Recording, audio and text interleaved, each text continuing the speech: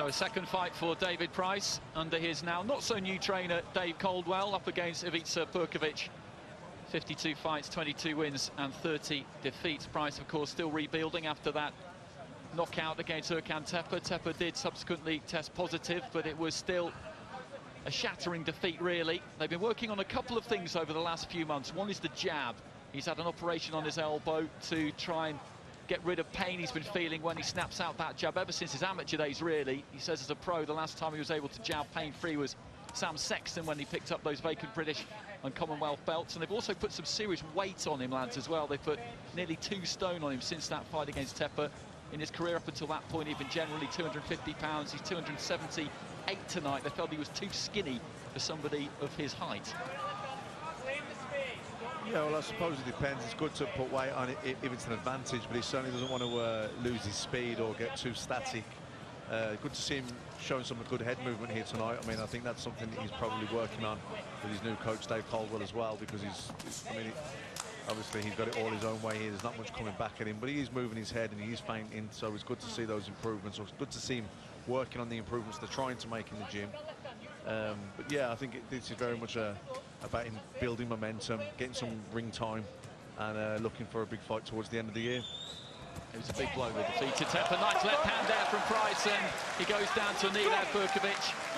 Cannoned into the ropes. He's back on his feet now. The referee just completing the count up to 8. Price back in a neutral corner. It was a good, solid shot. Didn't catch him absolutely clean, but heavy enough. Yeah, heavy enough. Caused the knockdown. Left legs went slightly. But it was good to land he was looking to land the right uppercut, left hook combination. Uppercut's a good choice of a punch with the shorter guy, kind of trying to walk forward. You can walk him onto the right uppercut, which he did there, and then obviously finish that combination up with a good left hook, which certainly registered and caused the knockdown. Well, since he's been back, Price, I've been impressed with his punching range and his ability to land clean shots as a heavyweight. I mean, we talked about earlier there about him putting 2 stone on, and you know, the 2 stone hasn't really affected his speed, which is a good thing, because that's what you worry about as a heavyweight. There is room to put 2 stone on, but you know, it's a lot of weight. But he is a big lad, Price, and you can see the size of him. I mean, he is real gigantic man, and he's a man mounted. You can see the size of him here, but he's still got them fast hands. He's got a good jab, he's got a good right hand to the body, and he landed a lovely uppercut a few seconds ago. And he's just having it all his own way with the opponents he's in with at the minute, so it's hard to gauge how good he is and how he's building up back since them defeats and them lack of confidence. But he seems to have his confidence back under David Caldwell. Seems to be doing everything right, and these fights here really are just tune-up fights and fights where he can just relax and enjoy himself and get his confidence back up. I'm quite impressed here with that opening round, and that uppercut was on the points and very impressive. Well, Dave Caldwell just jumping up into the ring. He's had a change of attitude, he says, David Price, in recent times as well. He said that he used to put himself under a lot of pressure. There was a big weight of expectation on him, particularly after he picked up those British and Commonwealth titles, but there was a knockdown. Yeah, that was the right, walked him onto the right uppercut, left hook combination that caused the knockdown. Like you're saying there, I think with David Price, the biggest thing is his head. You know, the psychological effect of those losses.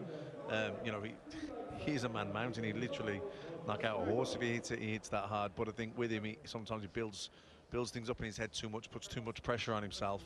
You know, and it's very draining, and he burns up a lot of nervous energy. So I think it's very important for him to relax. You know, this fight tonight isn't going to tell us much about what he's improved on in the gym, but it's ring time, and it'll help him get his confidence back and build momentum in his career. Second out. Into the second round. He'll be looking to get back out again, Price, as quickly as he can, really. I think they were hoping that he might get a fight in before now. It's been 4 months since his last one. He took a good time out after the defeat against Tepe, switched off from boxing for a while, just needed to rediscover whether he really wanted it, but he felt the improvements in the gym. He felt the excitement coming back at the prospect of getting back in the ring, which is absolutely vital. That must be there, or really continuing is ultimately fairly futile. Price just holding out that left hand again. That big right is always going to be a weapon. He just came wading in with a kind of lead left hand there, Perkovic, which made some kind of a glancing blow, but nothing serious.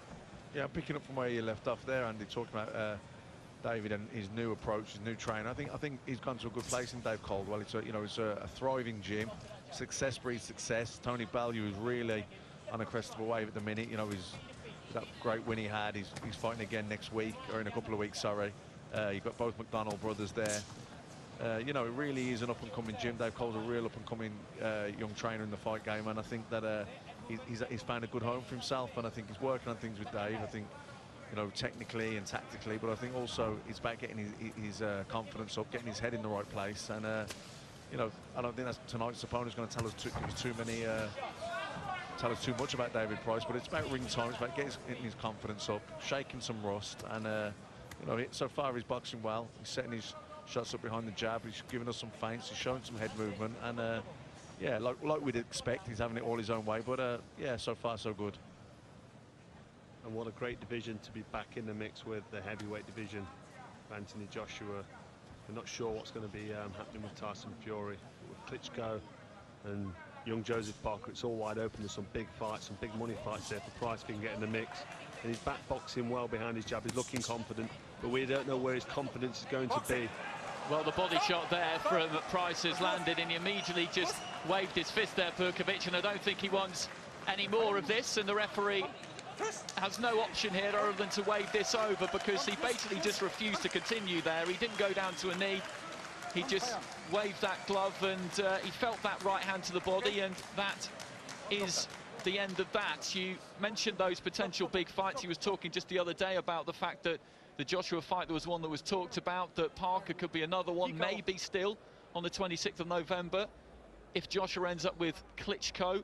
And there's that right hand that finished it, followed by the left, and Perkovic didn't fancy another 4.5 rounds of this, clearly. Lovely work there from Price, and if you can keep this momentum going, I mean, it was a nice body shot. Perkovic there, not, you know, he's not wanting any of that. I mean, the body shot blatantly hurt him, but he was totally outworked in that first round, and he was just outclassed and outmatched. Price looking strong and confident.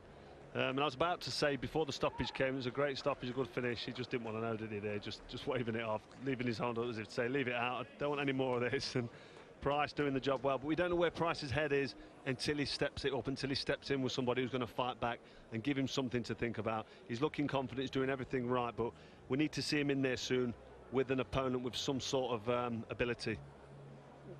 Well, I think that fight there is good. It gets him some ring time. It's you know, it is what it is. It gets him busy, gets him a couple of rounds, gets his confidence up a little bit.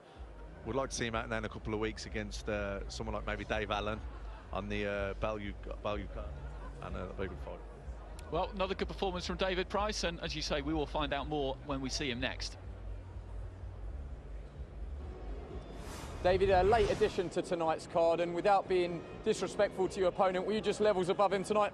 Yeah, I was, to be honest, but it was about using the night for a purpose, really, getting back in the ring, getting back under the lights, going through the fight day routine, and, you know, just working on a couple of things we've been working on in the gym, including the body shots, which took him out at the end, the uppercut, which hurt him in the first round.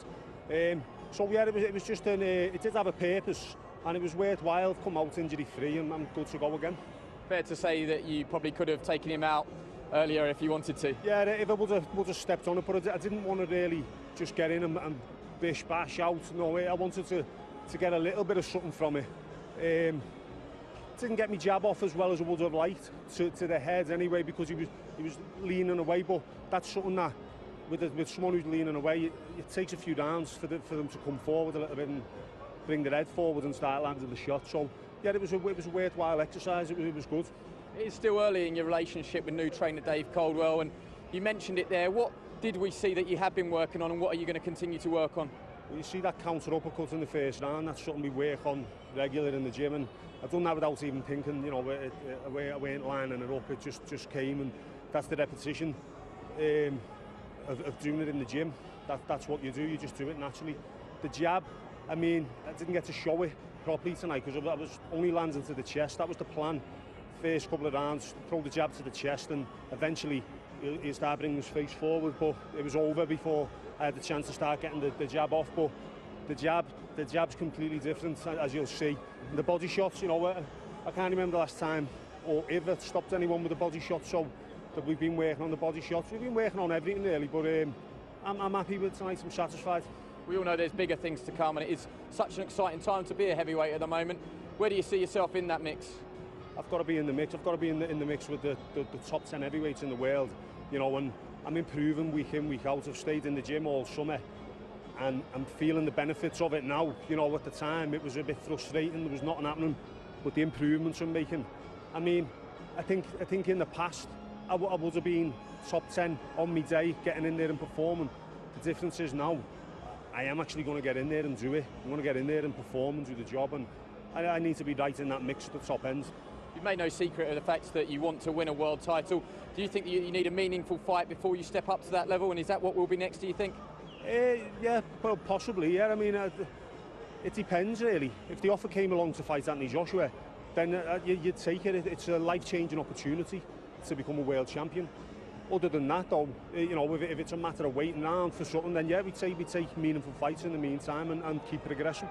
And it's probably a question for your promoter, Kalle Sauerland, but can you see yourself getting on that Joshua card in November? I think so, yeah. I think it'll definitely be on that. If it's going to be an heavyweight themed night, then you don't need to look any further than me. You know, the biggest heavyweight in the country. Get me on there, and the hardest hitting.